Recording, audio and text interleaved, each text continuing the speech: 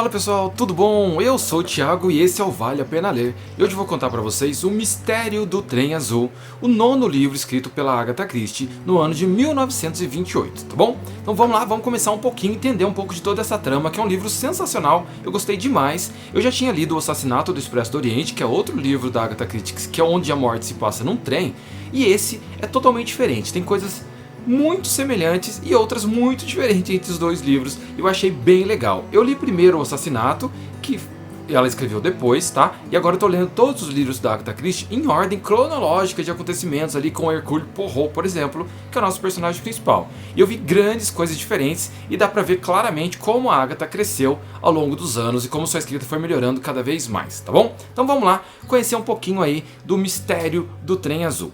Para começar, o Poirot tá aposentado, né? Ele tá lá no seu apartamento, na sua casa, ele tem o mordomo ali, um ajudante dele e tudo mais. E de repente, ele se vê envolto, né, num assassinato, né? Parece que ele não quer mais trabalhar, porém a morte o procura, por assim dizer. Ele tá num trem, ele tá nessa viagem. O Poirot só vai aparecer depois de boas páginas lá do livro, né? Ele vai apresentando todos os outros personagens antes, até que por último apresenta o Poirot, que é o nosso querido personagem principal, tá? Mas então, só pra começar, por ordem aqui contrária dos acontecimentos, ele tava nesse trem azul, indo da Inglaterra para a França, tá bom? Nesse livro conta a história de vários personagens. Primeiro começa apresentando um pai, né? Que durante ali um passeio pelas ruas sombrias, ele acaba comprando umas pedras preciosas, um colar de pedras preciosas. Ele tenta ser assaltado, mas como ele estava armado, ele consegue se salvar. E depois chega em casa e presenteia a sua filha, né? Ele é milionário, ele tem muito dinheiro, então ele queria dar ali para sua filha, que estava meio triste, que sempre foi muito mimada, um lindo colar de pedras preciosas famosíssimas, tá? Que estava sumido, que já tinha sido de rainhas e tudo mais. Então ele simplesmente comprou um colar de pedras preciosas e deu para sua filha. Sua filha, que por vez sempre foi mimada, como eu falei, a Ruth, ela estava se encontrando escondido com um ex-namorado. Então ela não estava mais feliz no casamento, era um casamento meio arranjado, né? Fazia meses que ela não via, inclusive, o seu próprio marido e tudo mais. E ela então estava trocando cartas lá com o antigo ex-namorado e pretendia fugir para encontrar com ele, para ter um encontro ali com esse seu ex-namorado, então entre parentes ali, amante, tá bom?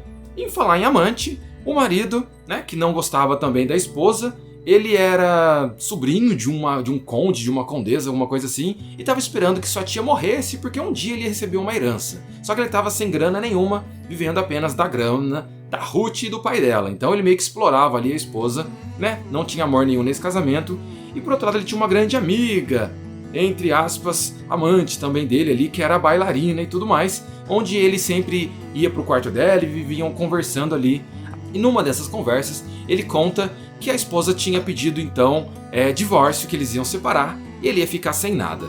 Só que o pai da moça ofereceu para ele que se não arrumasse problemas ali na separação, daria uma quantia lá boa de dinheiro para ele ficar quietinho. Ele falou que não, que jamais aceitaria esse dinheiro e que queria manter o casamento, né? Apesar de tudo isso, a esposa não gostava do marido, o marido não gostava da esposa, os dois tinham ali, entre aspas, amantes, mas mesmo assim o casamento queria continuar graças ao dinheiro que a família possuía. Nisso tem outros personagens que são apresentados. Tem a babá ali, tem a dama de companhia que acompanha a Ruth na viagem. Então a Ruth acaba indo lá e compra passagens da França para a Inglaterra para encontrar com seu ex-namorado. Nisso ela leva a sua dama de companhia, né, uma espécie de criada ali, de ajudante, para ajudá-lo durante toda essa viagem. Só que ela acaba dispensando essa babá, essa ajudante, e pede para ela parar numa estação antes e se instalar lá num hotel super famoso e ficar ali todo fim de semana enquanto ela pode se encontrar lá com seu ex-namorado. Por outro lado, o pai também mandou o seu ajudante, o seu secretário, para a mesma viagem. Então todos os personagens praticamente da história estão nesse famoso trem azul. Temos então, vamos lá por ordem, temos a Ruth, que é a rica. Nós temos o ex-marido dela, que também entra nesse mesmo trem com a amante, com a dançarina ali, com a bailarina. Eles também estão em outro vagão, lembrando que é aquele trem grande, aquele trem com um quarto e tudo mais, então é aquele trem que uma pessoa entra num dia, só sai no dia seguinte, quando chega lá no outro país, tá bom? Essas são as similaridades com o assassinato do Expresso do Oriente. Só que dessa vez não acontece nenhuma catástrofe no meio do caminho, a não ser a morte de uma pessoa. Além disso, o livro nos apresenta outro personagem que é aparentemente aleatório, não tem nada a ver com essa trama toda aí familiar de dinheiro. Uma outra moça, que sempre foi empregada doméstica, sempre cuidou lá de uma senhora, recebeu uma grande herança e da tia que faleceu e deixou todo o dinheiro com ela, e ela também resolve deixar ali a Inglaterra e ir para a França, porque assim que os parentes ficaram sabendo que ela recebeu essa herança, uma prima interesseira também mandou uma carta pedindo para que ela fosse até lá para ela aprender a ter bons modos, novas roupas e um novo estilo de vida digno do dinheiro que ela havia recebido. É claro, em troca disso, dessas instruções, ela ia poder ficar um pouco do dinheiro também. Então é uma história envolta em muito dinheiro ali, um querendo chantagear o outro, um querendo o dinheiro do outro.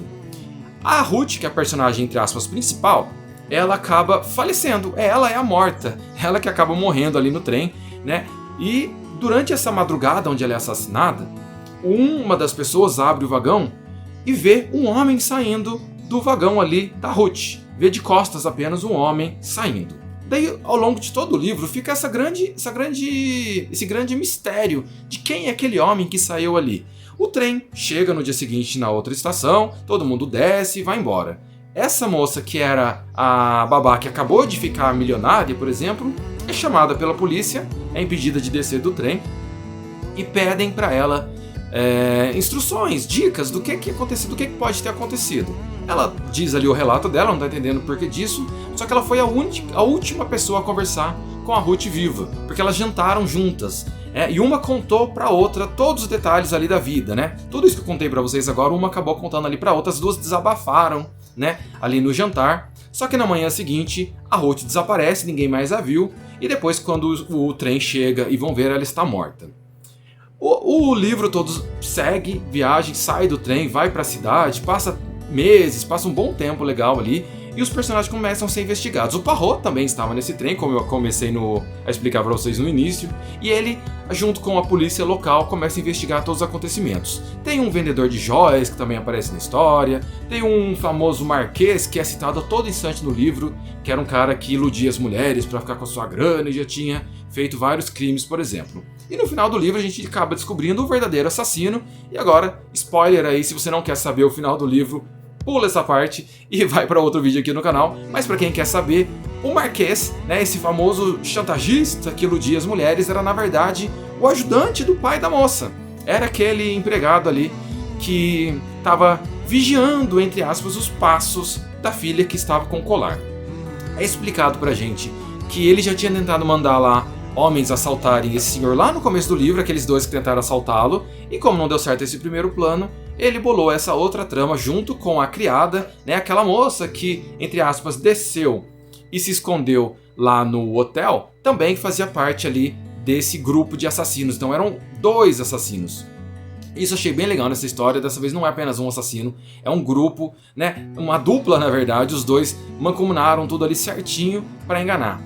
Pra fugirem, pra despistar ali do horário da morte da Ruth, essa criada não desceu na verdade naquela estação, ela se passou pela própria chefe, pela própria Ruth, e colocou peruca, as roupas dela e tudo mais, e ficou vagando ali meio de costas. Então várias pessoas que foram investigadas acabaram, não, eu vi sim a Ruth ali em determinado momento, mas na verdade não era, já era ali essa babá, essa empregada que estava se passando pela sua chefe ali, pela Ruth, e acabou enganando todo mundo. Tá? O livro é cheio de reviravoltas, cheio de tramas assim, e cheio de coincidências também, tá bom? E aí, gente, espero que vocês tenham gostado do Mistério do Trem Azul. É um livro que eu gostei demais, espero que vocês leiam. Quem ainda não leu, confira aí que você vai ver muitos detalhes e muitas coisas bem legais aí nesse livro. Logo, logo eu volto com outros livros aqui da Agatha Christie e de outros grandes escritores também, tá bom? Valeu, um grande abraço e até mais! Tchau!